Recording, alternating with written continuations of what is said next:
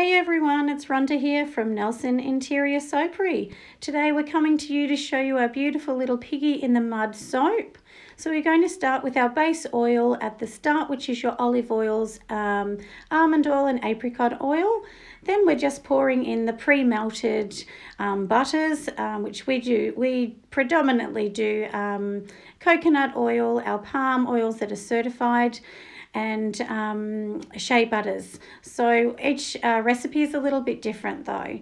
So we're going to blend them together a little bit, but prior to putting the lye in, I like to put in some kaolin clay.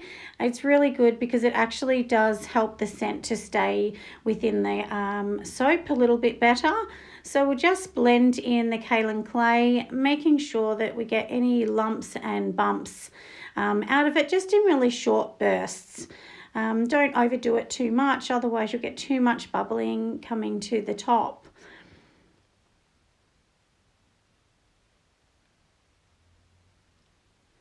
So once I decide to put the lye in, which we're going to do now, I put mine through a sieve because I use almond or milks in my soaps. It's always good if I put it through the sieve, and that way any little bits, it just gets rid of them. So I'm just popping in the last little bit, which is fine to pop that in. There'll be not much little bits left over from the lye, and then we're just going to blend it in really short bursts. Sorry about my camera going a little bit off today. It keeps slipping from the tripod, but we'll have that fixed by the end. We'll edit most of that out for you. So yes, you can see me now blending it all together, and I do use your silicone spatula just to kind of push the oils back and forward as I'm blending. Everyone has a different way of doing it, but I find this way just blends it a little bit easier, and it makes it nice and smooth. And so I don't bring mine to much of a trace. It's very, very light, so that way it's much easier to pour. So now we've mixed everything in, we're going to pop it into the buckets and separate it. The first one that I'm pouring into here also has some activated charcoal and some deep sea mud. Deep sea mud has some beautiful properties which will add to a beautiful soap, but obviously it's called Piggy in the middle with the mud, so we want it to look like a little mud slush at the bottom, and then with the pink to represent the colour of our little pink Piggy. So we're going to just mix it all together. The deep sea mud does need a bit of blending because it is clumped mud at the bottom, as you can see me just doing here.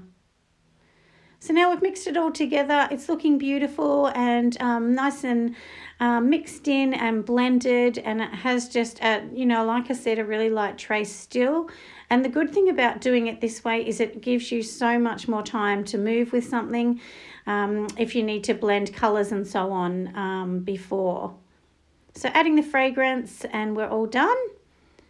So now we're just going to go and pop it into our moulds, which this will be our first layer of the soap. So I'm using the two base moulds, and that way we'll be cutting this into a 1 inch bar later on. I will leave some links down below so that you'll know where I actually get my moulds from. My husband does make some, but these are pre-bought ones at the moment. So anyway, the mud is in there and all ready. When I say mud, I mean the look of the Piggy mud. So we're just going to tap it down to get any air bubbles out and make sure it's working beautifully. And then we'll be working on the next bit. So in between these, we've decided to do some layers. So we're going to use some mica powders and just do a really thin layer. So we're just going to put it through a sieve and go over the top. Later on, I had actually thought about this, and I think we put it a little bit too much, so maybe next time we'll be a bit more light on the mica going through, and this will leave it just leaves a beautiful little line and a bit of difference in the soap, because we want our soaps to be a little bit more defined and somebody can tell that they're ours. So we just do these little extra things to make them look really pretty, and it's just an aesthetic thing really for the soap.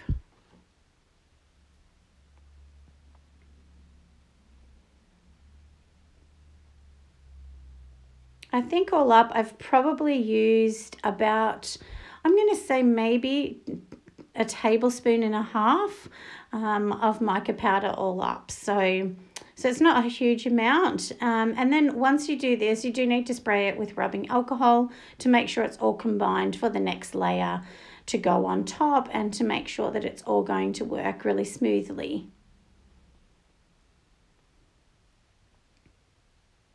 So all done. Sorry, I'm a little bit messy. I decided to keep it real and not clean the edges so that you can see exactly what soap making is all about.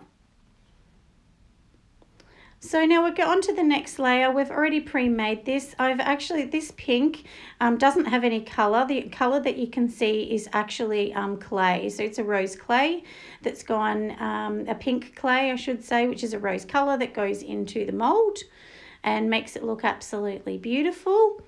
And so yeah, I'm just using the spatula just so that the colours doesn't sink into the dark mud, because we want a clear line in between the middle. And I have left maybe 5 minutes in between to let the first bottom layer settle a little bit prior to putting this pink in.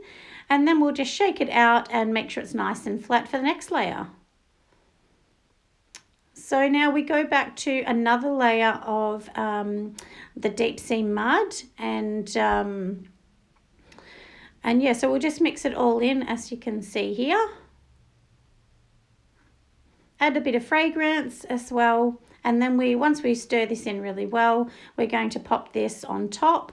But prior to popping this on top, we will do another layer of mica. So as I said, we're just going to pop the mica in. This is a bronzing mica that we're using. It's one of my favourite colours. I will pop the link down where we get this from. It's a cosmetic grade. Our micas are cosmetic grade. We like to use that. It's much better on soap.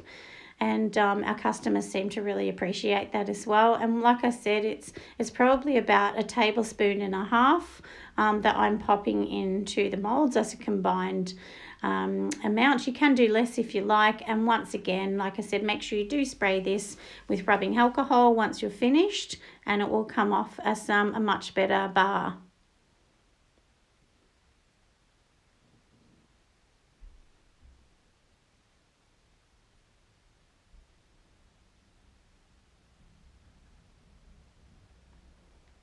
All right, so popping it all away and cleaning it all up, which is definitely a much better idea. I try and clean as we go along because it can get crazy messy.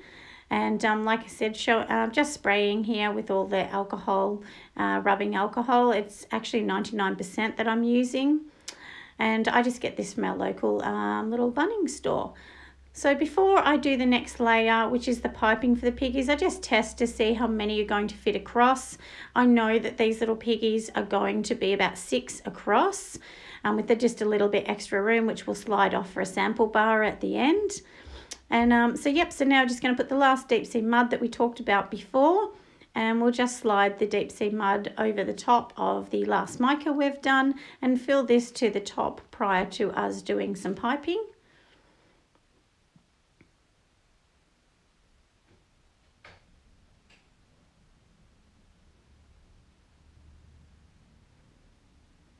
So we'll just shake it and tap the whole blocks down so that they're nice and beautiful and ready to go.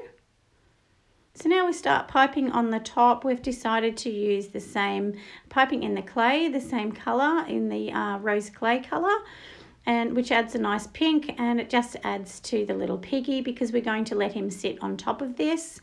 And using a Russian piping tip, we're going to do little bits of mud so that it looks like the mud that's in his little pigsty, and then the piggy will lie on that as well. And it just adds to the whole theme of the soap because we do want it to look like a little piggy in the farm. And we have actually scented this in a sweet Fruit Loop scent. We just thought that the scent was really nice and it had that whole fruity kind of farm scent, so it does go in well. And now we're just going to slide each little pig into its mud pit, and then we will actually, when we cut the bar, we'll cut the bar in between each little piggy. And yeah, he'll look so sweet when it's cut. The bars will be bigger because the piggy's bigger. So we've just sprinkled with a little bit of candy sugar on top, which looks like his dinner. And now he's ready in his mould, and we'll keep it in this for another day before we cut it up. So now it's all cut and looking beautiful. So yeah, our Piggy's all ready to go. So he's just looking sweet. So this last bit here, just showing you how we actually bevel the soap. So beveling just means slicing off the edges so that it's not a hard edge for somebody to hold. And it just makes a finished beautiful bar for each of our soaps. And then they'll be on our curing rack now for 6 to 8 weeks. That we always give them a long period of time just to cure and be a nice hard bar. And then these bars will be up on our website.